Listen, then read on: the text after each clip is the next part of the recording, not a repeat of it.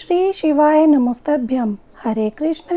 Radhe Radhe friends. तो friends, आज है श्रावण मास का 14वां दिन और आज हम श्रावण मास महत्तम के 14वें अध्याय की कथा सुनेंगे। तो फ्रेंड्स, कथा शुरू करने से पहले हमेशा की तरह बस एक ही विनती है कि अगर आपको मेरी वीडियो अच्छी लगती है और आप मेरे चैनल पर नए हैं तो प्लीज़ मेरे चैनल को सब्सक्राइब करो, मेरी वीडियो को लाइक करो, अपने फ्रेंड्स एंड फैमिली के साथ शेयर ज़रूर से करो और कमेंट्स में हर हर महादेव ज़रूर से लिखिएगा। और फ्रेंड्स, आज जो 14वें अध्याय में हम कथा सुनेंगे वो हम सुनेंगे नागपंचमी व्रत के बारे में कि नागपंचमी का व्रत कैसे करते हैं, उसकी विधि क्या है, इसके बारे में। तो कथा शुरू करने से पहले हमेशा की तरह सर्वप्रथम सर्वपूजनीय हम लेते हैं भगवान श्री गणेश जी का नाम। बोलो गणपति महाराज की जय। और लेते हैं माता पार्वती और शिव जी से आशीर्वाद कि उनकी कृपा आप सब पर, हम पर यूं ही बनी रहे। तो फ्रेंड्स, टाइम वेस्ट ना करते हुए शुरू करते हैं आज का अध्याय।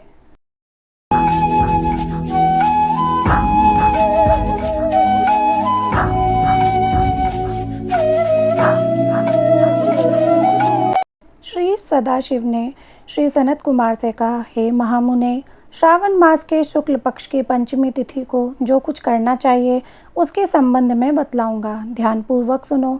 साधक को चाहिए कि वह चतुर्थी को केवल एक बार भोजन करे और पंचमी वाले दिन उसे सोने अथवा चांदी का नाग निर्माण कराना चाहिए और नक्त व्रत करना चाहिए। नक्त व्रत रखकर उसे काठ या मिट्टी का 5 फनों वाला नाग बढ़ई अथवा कुम्हार से बनवाना चाहिए तथा भक्ति द्वारा उसका अर्चन करना चाहिए। अपने घर के मुख्य द्वार के दोनों तरफ गोबर का 5 फनों वाला सांप बनाकर उसकी दूध तथा खीलों से पूजा करनी चाहिए। करवीर, मालती, चमेली तथा चंपा के फूलों द्वारा रमणीय गंध, अक्षत, धूप और दीप से पूजा करनी चाहिए। ब्राह्मणों को शुद्ध घी के लड्डू तथा खीर का भोजन करवाना चाहिए। अनंत, वासुकी, शेष, पद्मनाभ, कंबल, करकोटक, अश्व, धृतराष्ट्र, शंखपाल, कालिय तथा तक्षक, इन नागों के कुलाधीप को हल्दी व चंदन से दीवार पर अंकित करना चाहिए तथा नाग माता कद्रू को भी अंकित करके फूल आदि से पूजा करनी चाहिए। साधक को नाग देवताओं का पूजन करके घी और खांड मिलाकर उनको दूध पिलाना चाहिए। उस दिन लोहे की कढ़ाई में कोई पकवान ना पकाना चाहिए। गेहूं और दूध का पायस बनाकर भुना चना, धान का लावा, भुने हुए जौ नागों को देने चाहिए और आप भी उन्हीं चीज़ों को खाना चाहिए। साथ ही अपने बच्चों की भी यही भोजन करवाएं। ऐसा भोजन करवाने से छोटे बच्चों के दांत मजबूत हो जाते हैं। बाम्बी के नज़दीक गान वाद्य द्वारा उत्सव मनाना चाहिए। स्त्रियों को भी श्रृंगार करके उत्सव मनाना चाहिए। ऐसा करने वाले मनुष्यों को जीवन भर कभी सांप का भय नहीं होता। भगवान श्री सदाशिव ने श्री सनत कुमार से कहा, हे महामुने, सांसारिक जीवों के कल्याणार्थ में आपसे जो कुछ कहूँगा उसे ध्यानपूर्वक सुनिए। सांप के दर्शन मात्र से मनुष्य की अधोगति होती है। सांप हमेशा तमोगुणी होता है, इसमें संशय नहीं है। पूर्व विधि द्वारा एक भुक्त आदि का नियम कर ब्राह्मणों के सहित प्रेम से नाग बनाकर पूजा करनी चाहिए। इस तरह 12 मासों की शुक्ल पक्षमी के दिन व्रत करना चाहिए। वर्ष की समाप्ति पर शुक्ल पक्ष की पंचमी को फिर पूजा करनी चाहिए।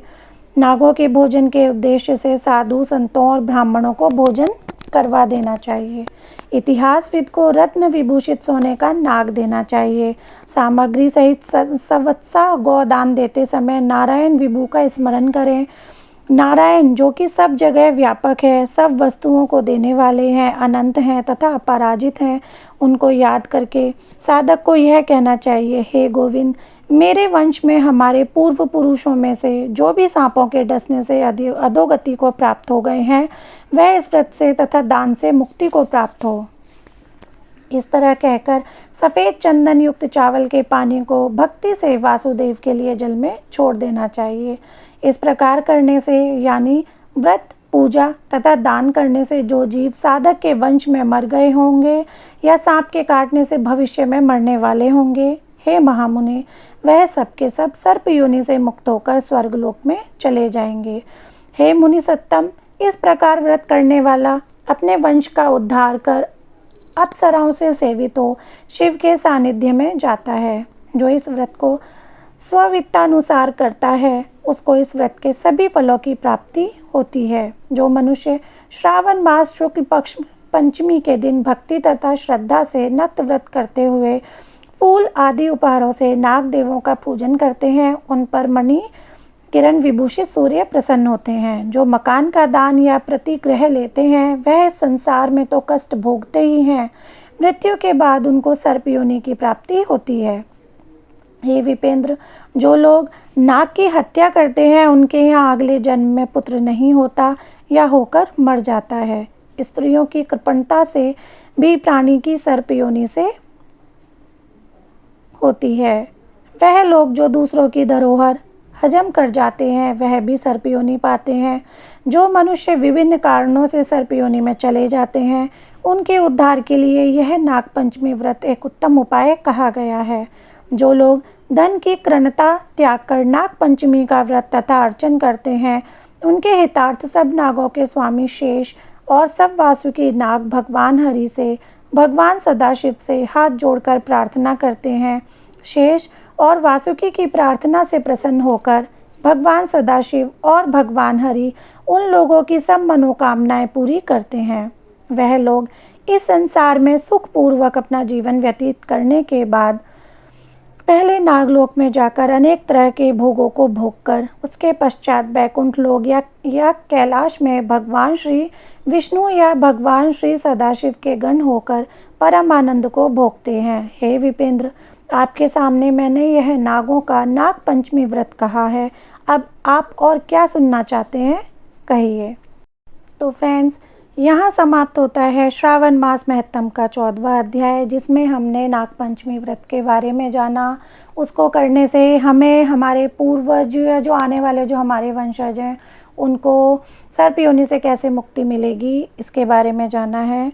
तो फ्रेंड्स, आशा करती हूँ आपको ये अध्याय, ये वीडियो अच्छी लगी होगी।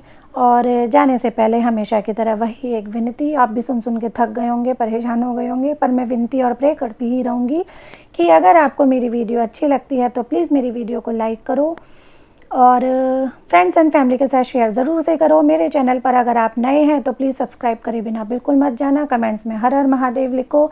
और ये वीडियो अब मैं करती हूँ यहीं पर समाप्त। तब तक के लिए हर हर महादेव, हरे कृष्ण, राधे राधे।